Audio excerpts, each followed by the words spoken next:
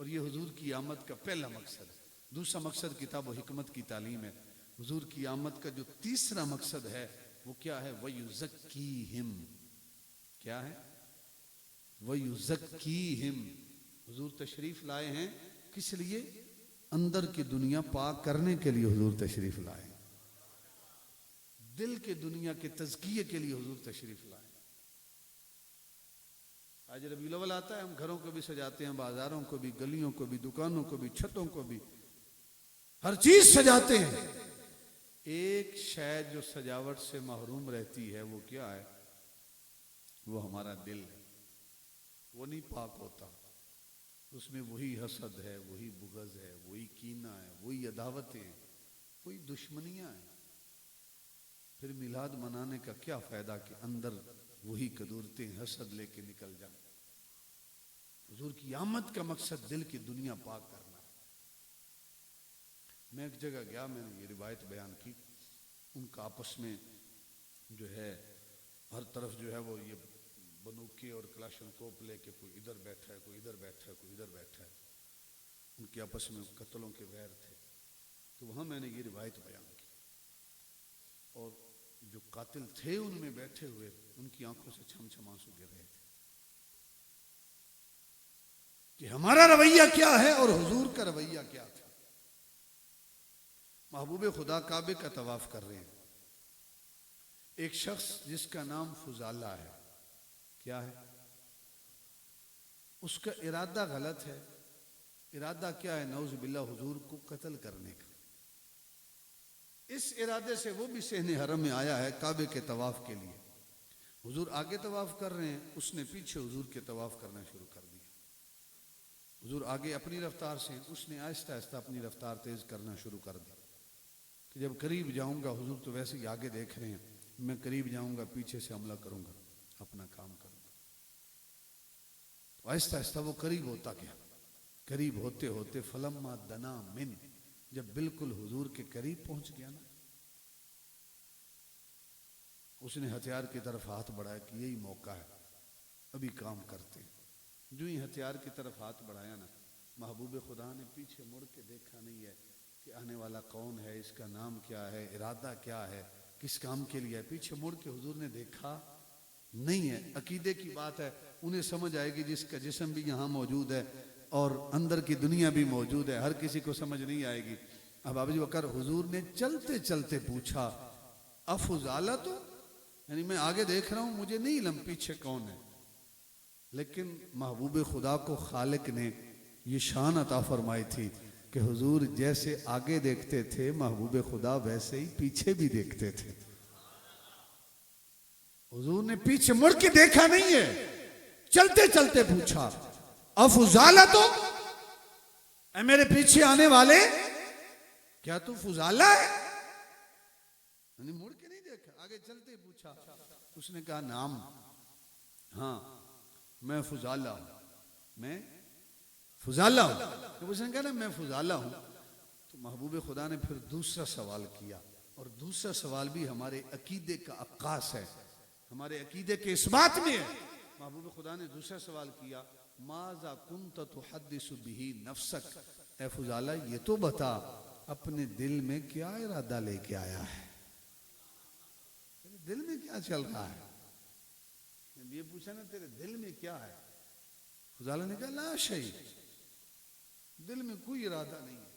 कुन्तु अज़्कुरुल्लाह ताला, मैं तो अल्लाह का जिक्र करते करते यहां तक पहुंचा हूं। फदाहिक नबी सल्लल्लाहु अलैहि वसल्लम, उसने कहा ना कोई इरादा नहीं है, कोई गलत इरादा नहीं है, अल्लाह के जिक्र के लिए यहां तक आया हूं। फदाहिक नबी सल्लल्लाहु अलैहि वसल्लम, महबूब खुदा ने सुना ना कि जुबान पे कुछ और है, दिल में कुछ और है, तो महबूब खुदा ने तबस्सुम फरमाया, हुजूर मुस्कुराए कि ये बारगाह है महबूब खुदा की, अल्लाह के नबी की, जहां जुबान और दिल का रिश्ता एक होना चाहिए। अब अहबाब वकार आप भी समझदार हैं, कोई आपके कत्ल के इरादे से आपके इतने करीब हो जाए, आप क्या करेंगे? उसके वार से पहले आप वार करेंगे। महबूब खुदा ने जब देखा कि इस इरादे से आया, हथियार भी छुपा रखा है, महबूब खुदा ने नहीं इरशाद फरमाया कि ए फुजाला तुझे क्या हो गया है, मैंने कौन सा तेरे भाई को शहीद किया है, तेरे बाबा को कत्ल किया है, तुझे नुकसान पहुंचाया है, तू क्यों मुझे कत्ल करना चाहता है? हुजूर ने कोई जुमला नहीं इरशाद फरमाया, बल्कि सरकार ने क्या इरशाद फरमाया कि ए फुजाला, बड़ा अरसा हो गया है मुझसे दूर रहते हुए। ये जुमला सुनिएगा, आज डिस्ट्रिक्ट मंडी बउद्दीन पूरे पाकिस्तान में बदनाम है कत्ल और गारतगरी की वजह से, लेकिन जिस महबूब के मीलाद की महफिल में आप भी आए हैं, मैं भी आया हूं, उस महबूब की सुन्नत क्या है जो कत्ल के इरादे से आया है। महबूब खुदा इरशाद फरमाते हैं, ए फुजाला, बड़ा अरसा हो गया है मुझसे दूर दूर रहते हुए, ए फुजाला जरा मेरे करीब आना, ए फुजाला मेरे करीब आना। जिस नबी के मिलाद की महफिल में आए हैं उसकी सीरत ये है कि हुजूर ने अपने कातिलों को अपने करीब किया, नफरत नहीं की, उन्हें अपने करीब किया। और अगले अल्फाज भी फुजाला के हैं, फरमाते हैं सुम्मा वदा यदहु अला सदरी, लोगों अल्लाह की इज्जत की कसम है मैं तो कत्ल के इरादे से आया था, लेकिन महबूब खुदा ने जब मुझे करीब किया ना, और करीब करने के बाद हुजूर ने क्या किया, हुजूर की आमद का जो तीसरा मकसद है वो क्या है, वो युज़क्की तज़किया नफ्स, दिल की दुनिया की सफाई। फुजाला कहते हैं कि महबूब खुदा ने मुझे कहा जरा करीब आना, मैं करीब हुआ तो महबूब खुदा ने अपना यदुल्ला वाला हाथ उठाया, मुबारक यदुल्ला वाला हाथ उठाया और उठा के मेरे सीने पे रख दिया। फुजाला कहते हैं जो ही महबूब खुदा ने वो मुबारक हाथ मेरे सीने पे रखा ना, मैंने उसकी ठंडक को अपने दिल में महसूस किया, और मैंने महसूस किया कि मेरे कंधे के बोझ हल्के हो गए, जो बोझ थे वो हल्के हो गए। सुम्मा वदा यदहु अला सदरी, हुजूर ने हाथ रखा, दिल की दुनिया बदलना शुरू हो गई। हुजूर ने हाथ रखा, उठा दिया, भाई इतनी देर हाथ रखा, उठा दिया, मुबारक यदुल्ला वाला हाथ, जिसे खुदा कहे कि ए महबूब ये तेरा हाथ नहीं, ये मेरा हाथ है। वो हाथ फुजाला के सीने पे लगा, उठा दिया। फुजाला के अल्फाज हैं, वल्लाही मा रफा यदहु अन सदरी हत्ता मा खलक अल्लाहु शैयन अहब्बा इलैया मिन। फरमाते हैं लोगों, अल्लाह की इज्जत की कसम, हुजूर के हाथ रखने से पहले पहले अगर किसी चेहरे से अदावत थी तो हुजूर के चेहरे से अदावत थी, अगर किसी से दुश्मनी थी तो हुजूर से दुश्मनी थी। मैं हुजूर के कत्ल के इरादे से आया था, लेकिन फरमाते हैं लोगों, अल्लाह की इज्जत की कसम, सरकार ने हाथ रखा, हाथ उठा दिया। फरमाते हैं लोगों, अल्लाह की इज्जत की कसम, रूए जमीन पर जितने भी चेहरे बसते थे, तमाम चेहरों से बढ़कर अगर कोई चेहरा प्यारा लगता था तो वह दोहा का मुखड़ा प्यारा लगता था।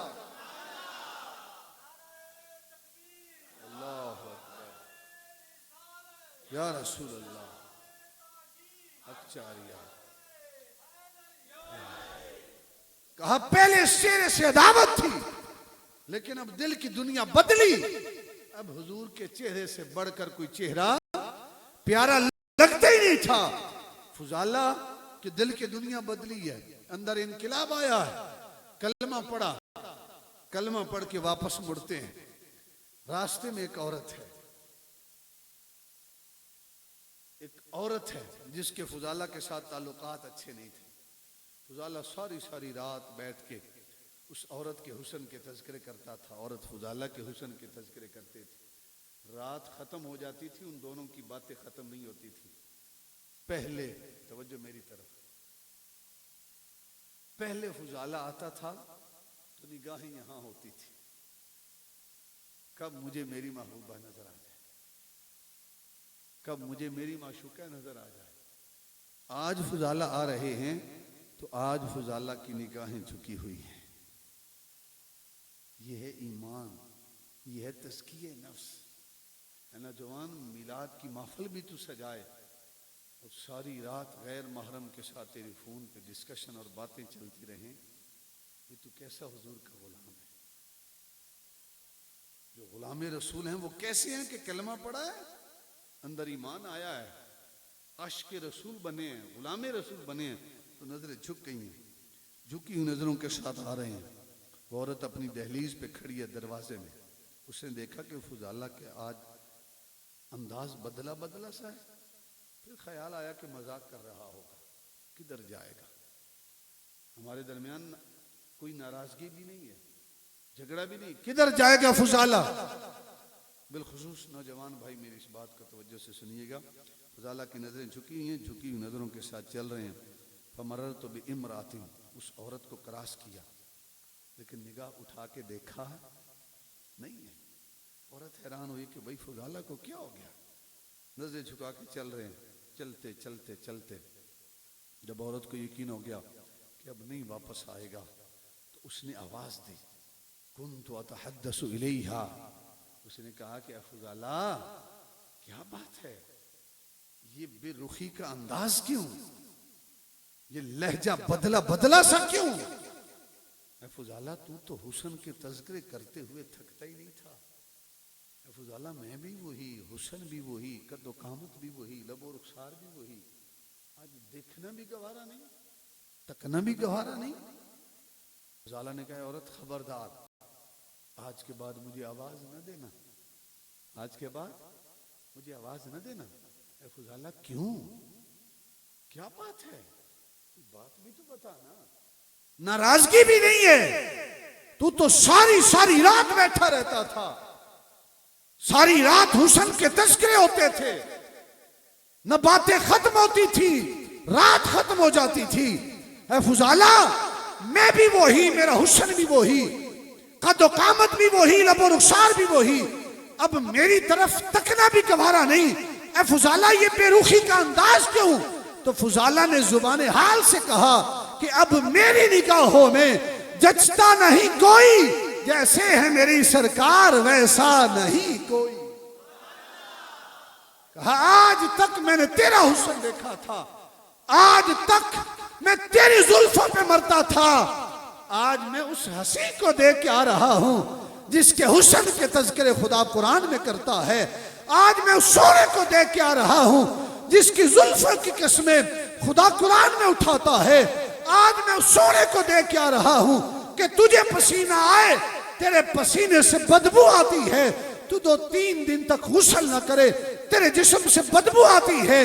जिस सोने को देख के आ रहा हूं वो इतना सोना है, वो इतना हसी है कि उसे पसीना आए, पसीने से बदबू नहीं आती, उस सोने के पसीने से भी खुशबू आती है। क्या उस सोने को देख के आ रहा हूं जिस सोने के हुस्न के तज़किरे खुदा कुरान में करता है। या अल्लाह अलैहि वल इस्लाम, औरत खबरदार, आज के बाद मुझे आवाज न देना, अब तेरी तरफ निगाहें उठाने से मेरा इस्लाम मुझे मना करता है, मेरा नबी मुझे मना करता है, मेरा महबूब मुझे मना करता है। नौजवान भाई, अगर तेरे लिए कोई ऐसी सिचुएशन बन जाए तो तूने क्या करना है? तूने ये करना है, कहना है कि मैं अपने महबूब का गुलाम हूं, मैं महबूब खुदा का गुलाम हूं, उससे बढ़कर कायनात में और कोई हसीन नहीं है। तेरा हुस्न तो आरजी हुस्न है, जवानी गई तो हुस्न भी गया। मैं उस सोने से मोहब्बत करता हूं, वो इतना हसी है, यकीन करें वो इतना हसी है, इतना हसी है, उसके हुस्न के तज़किरे अगर शुरू कर दें तो खत्म होते ही नहीं। एक रिवायत इरफान भाई आपके डेरे पे बयान, एक रिवायत जो है हुजूर के हुस्न के हवाले से यहां आप लोगों के लिए बयान कर रहा हूं। महबूब खुदा अपने शहर मदीना से वैसे चहलकदमी करते हुए बाहर निकले, एक काफिला था, उन्होंने पड़ाव डाला हुआ है, और महबूब खुदा तशरीफ लेके उनका ऊंट पसंद आ गया। महबूब खुदा ने ऊंट को देखा तो पसंद आया, फरमाया ऊंट बेचना चाहते हो? उन्होंने कहा बेचना चाहते। हुजूर ने फरमाया कितने का बेचोगे, कितने का फरोख्त करोगे? उन्होंने कहा इतनी कीमत है। हुजूर ने फरमाया ठीक है, मैं कीमत भिजवा देता हूँ। उन्होंने कहा ठीक है, आप ऊंट ले जाएं। महबूब खुदा ऊंट लेकर वहां से निकले ना, तो वो काफिले वाले आपस में एक दूसरे से पूछते हैं, भाई तू आने वाले को जानता है, उसका नाम क्या है, खानदान क्या है, कबीला क्या है? कहा नहीं मैं तो नहीं जानता। दूसरे से पूछा तू जानता है? कहा मैं भी नहीं जानता। तीसरे से पूछा तू जानता है? कहा मैं भी नहीं जानता। चौथे से पूछा भाई तू जानता है, नाम क्या है, खानदान क्या है, कबीला क्या है, वो रहता कहाँ पे? कहा मैं भी कोई नहीं जानता। जब चौथे से भी कहा ना भाई मैं भी नहीं जानता। तो पहले बंदे से पूछा भाई तुमने क्यों नहीं नाम पूछा उसका, खानदान क्यों नहीं पूछा कि वो किधर रहता है सोना, वो रहता कहां है। वो आया ऊंट लेके चला गया, हमें पता ही नहीं कि वो रहता कहां पे। ऊंट भी गया, कीमत भी गई, तूने नाम क्यों नहीं पूछा। जब पहले बंदे पे एतराज किया ना भाई तूने नाम क्यों नहीं पूछा, उसने पता है क्या जवाब दिया। उसने कहा जब वो सोना बोलता था ना तो मुंह से फूल झड़ते थे, मैं कैसे नाम पूछता। सोना बोलता था, लब खोलता था तो मोती रोलता था, बोलता था तो मुंह से फूल झड़ते थे, मैं कैसे नाम पूछता। आला हजरत ने इसी मुकाम के लिए कहा कि उन्हीं की बू माया समन है, उन्हीं का जलवा चमन चमन है, उन्हीं से गुलशन महक रहे हैं, उन्हीं की रंगत गुलाब में है। वो गुल हैं लब हाय नाजुक उनके, समझने वाले समझेंगे। वो गुल हैं लब हाय नाजुक उनके, हजारों झड़ते हैं फूल जिनसे, गुलाब गुलशन में देखे बुलबुल, गुलाब गुलशन में देखे बुलबुल। के गुलशन बाग में तो गुलाब होते हैं, ये देख गुलशन गुलाब में है, ये देख पूरे का पूरा बाग हुजूर के होंठों में नजर आ रहा है। मैं तो सोनों के वो जो मुबारक लबों से झड़ते फूल थे, मैं तो वही देखता रहा, कैसे नाम पूछता। दूसरे बंदे से पूछा भाई तूने नाम क्यों ना पूछा, उसका खानदान क्यों ना पूछा, उसका कबीला क्यों ना पूछा। उसने कहा भाई कैसे पूछता, ये जो है ये उस सोने के मुबारक लबों से झड़ते फूल देखता रहा, झड़ते मोती देखता रहा, मैं नाम कैसे पूछता। मैं तो सोने की कुंडल कुंडल जुल्फों को ही देख रहा था और उन्हीं में ऐसा मगन था कि मैं भूल गया कि आने वाले से नाम भी पूछना है। आला हज़रत ने कहा था ना कि लम याति नज़ीरु कफी नज़रिन मिसले तो न शुद पैदा जाना, जगराज को ताज तुरे सरसो है तुझको शहेद सरा जाना। आना फी अतशिम व सखा का अतम, ए गैसुए पाक ए अब्र करम, बरसन हारे रिम झिम दो बूंद इधर भी गिरा जाना।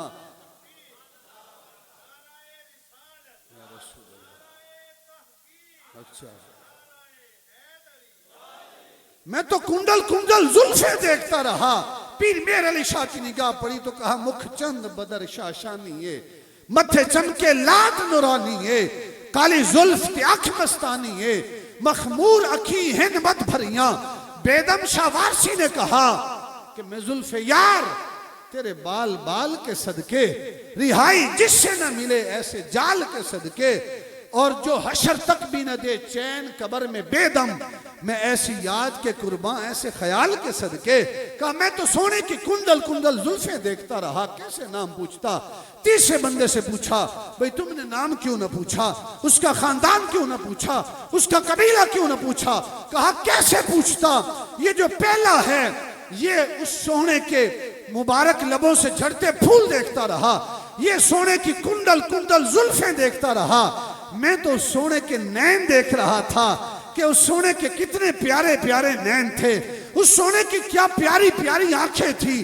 किसी ने क्या खूब कहा कि आका तुम बात करो हो न मुलाकात करो हो, बस एक ही नजर में दिल घात करो हो, और जो राहें तेरे देश को न जावे हैं वीरान, जिस राह पे गुजर जाओ बागात करो हो, और तलवार की हाजत हो भला तुमको तो क्यों कर, जुमला सुनिएगा, तलवार की हाजत हो भला तुमको तो क्यों कर, नैनन की कनखियन से जगमात करो हो, और रतिया को खुले रखती हूं अखियन के दरीचन, कब रात के झरनों से एक झात करो हो। मैं तो सोने के नैन देखता रहा।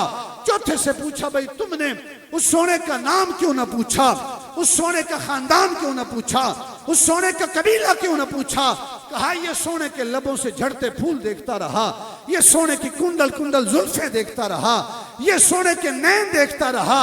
मैं तो सोने के दांत देखता था, जब वो सोना बोलता था उस सोने के दांतों से नूर निकलता था, सामने पहाड़ पे पड़ता था, वो सारा पहाड़ हुजूर के नूर से जगमगा उठता था।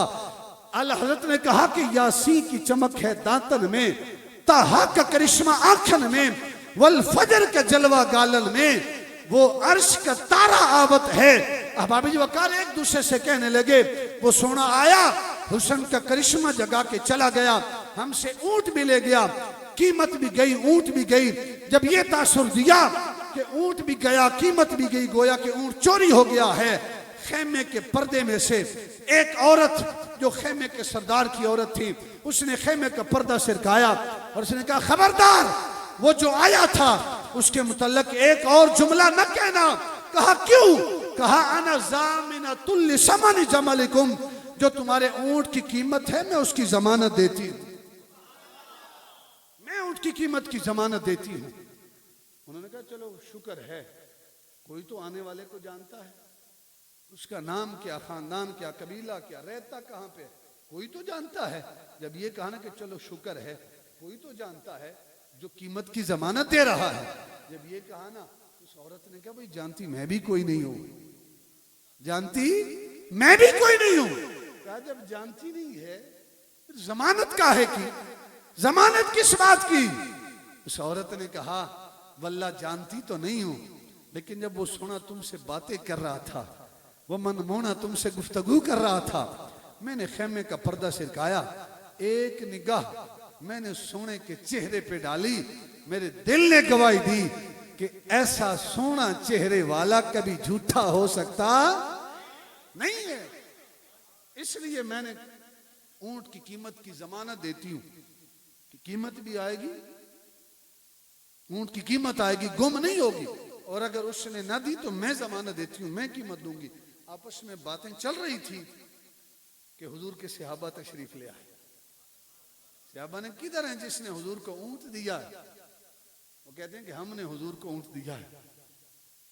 उन्होंने कहा, सरकार ने ये खजूरें तुम्हारी मेहमान नवाजी के लिए भेजी हैं, और ये जो खजूरें हैं ना, ये सरकार ने तुम्हारे ऊंट की कीमत के तौर पे भेजी। उन्होंने जब सुना ना कि ऊंट की कीमत, उन्होंने कहा, भाई कीमत शीमत छोड़ो, ये बताओ सोना रहता कहां है? छोड़ो कीमत को, सोना रहता कहां है?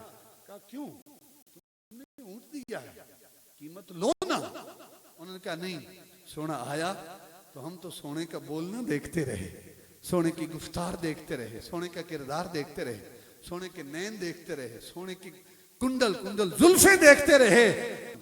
गोरा सा बदन, नीची नजरें, कुल की खबरें, वो दिखा के फबन, वो सुना के सुखन, मोरा फूंक गया सब तन मन धन। कहा छोड़ो कीमत को, ये बताओ सोना रहता कहां पे है? हमें ले चलो हुजूर की बारगाह में। बाबा जी वक़ार, उनका सोना यही शहर मदीना में रहता है। सारे का सारा काफिला हुजूर के कदमों में हाजिर होता है, कदमों में हाजिर होकर कलमा पढ़ता है, दायरे इस्लाम में दाखिल होता है। वापस पलटता है ना, तो उनके नाज और अंदाज चलने फिरने के बदले बदले से थे। किसी शायर ने गालिबन इसी मुकाम के लिए कहा कि ये नाज, ये अंदाज हमारे नहीं होते, या रसूल अल्लाह झोली में अगर टुकड़े तुम्हारे नहीं होते, और बेदाम ही बिक जाइए बाजारे नबी में कि इस शान के सौदे में खसारे नहीं। बेदाम ही बिक जाइए बाजारे नबी में कि इस शान के सौदे में खसारे नहीं होते। दुनिया में बड़े बड़े हसी हैं, यकीन करें उनका हुस्न जवाल पजीर है। वो सोना इतना सोना है कि उस सोने के हुस्न को जवाल नहीं है, सोने के हुस्न को जवाल नहीं है। खुद को बाजार नबी में बेच दे, बेदाम ही बिक जाइए बाजार नबी में, बगैर कीमत के खुद को फरोख्त कर दीजिए। यकीन करें ये दुनिया भी आबाद हो जाएगी, आखिरत भी आबाद हो जाएगी। हुजूर के गुलाम है, बुखारी शरीफ। फजल भाई ने स्पेशली कहा कि कुछ पैगाम जो है ना, पैगाम तो तकरीबन सारा ही पैगाम था, लेकिन खास पैगाम बुखारी शरीफ की रिवायत है। हुजूर के गुलाम था, यहूदी था, काना गुलामुन यहूदीजुन, यहूदी था। काम उसका क्या था कि हुजूर के जूते सीधे करता था, हुजूर को वजू करवाता था, ये उसका काम था। हकीकत ये थी कि उसके दिल में हुजूर की मोहब्बत ठाठे मार रही थी। दरमियान में फमारिदा कुछ अरसा ऐसा आया कि बीमार हो गया और बिस्तर मर्ग के ऊपर लेट गया, ऐसा लेटा कि लेट ही गया। महबूब खुदा ने सहाबा से पूछा कि वो गुलाम आता था आजकल नजर नहीं आ रहा। तो सहाबा ने कहा कि सुनो वो तो बीमार है, और हकीकत में उसका शिफा जो था वो दवाई के साथ नहीं थी, इलाज हकीमों के पास नहीं था, उसका इलाज दीदार मुस्तफ़ा था। सहाबा ने कहा हुजूर वो तो बीमार है। महबूब खुदा ने इरशाद फरमाया कि ए गुलामों चलो अपने उस गुलाम की तीमारदारी करते हैं। अताहुम नबी सल्लल्लाहु अलैहि वसल्लम, वो यहूदी गुलाम था। बुखारी शरीफ के अल्फाज हैं, काला काना गुलामुन यहूदियुन, यहूदी था, ज्यूस था, लेकिन बीमार हुआ तो महबूब खुदा ने अपने सहाबा से फरमाया चलो जाकर अपने उस गुलाम की तीमारदारी करते हैं। हुजूर की सीरत और सुन्नत ये है कि यहूदी गुलाम बीमार हो जाए, हुजूर उसकी इयादत और तीमारदारी के लिए जाते हैं। हमारा अपना भाई बीमार हो, चारपाई पे लेटा हो, हम जनाजों में शरीक नहीं होते। इयादत और तीमारदारी तो दूर की बात। इतने सख्त और पत्थर दिल हमारे हो गए हैं, वो नहीं आया था मैं क्यों जाऊं, उसने जनाजा नहीं पढ़ा था मैं क्यों पढ़ूं। भाई उसका अपना किरदार है, उसने अपनी कब्र में जाना है, तू अपना किरदार निभाना।